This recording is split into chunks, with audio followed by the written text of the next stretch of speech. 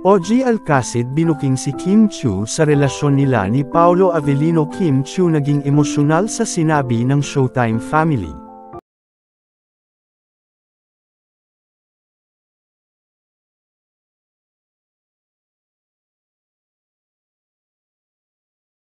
Kim Chiu at Paolo Avellino, sila na talaga.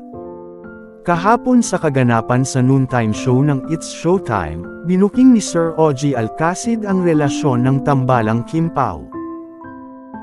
Habang nagpa-promote ng kanta si Inigo Pascual, sa kantang Basta't Alam Kong Tayo, sumabat at nagsalita si Daddy OG, na Kimi, gusto mong kantahin yan. Sagot ni Kimi, ang alin yung kanta ni Inigo?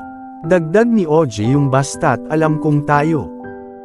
Na kung saan nagulat din ang It's Showtime host family sa sinabi ni Daddy OG dahil alam nila na binuking ang ating Chinita Princess. Binuking na sila na talaga ni Paolo.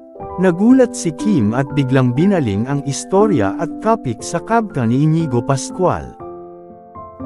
Pagkatapos nun ay naging emosyonal si Kim nang malaman nito na mayroon siyang nakuhang achievement at award sa Asian as a nominee.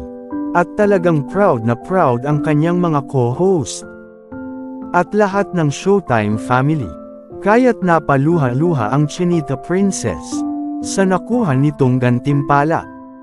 At lalong-lalo na si Paolo Avellino. Bali-balita nga na binigyan daw ni Paolo Avellino si Kim ng congrats cake.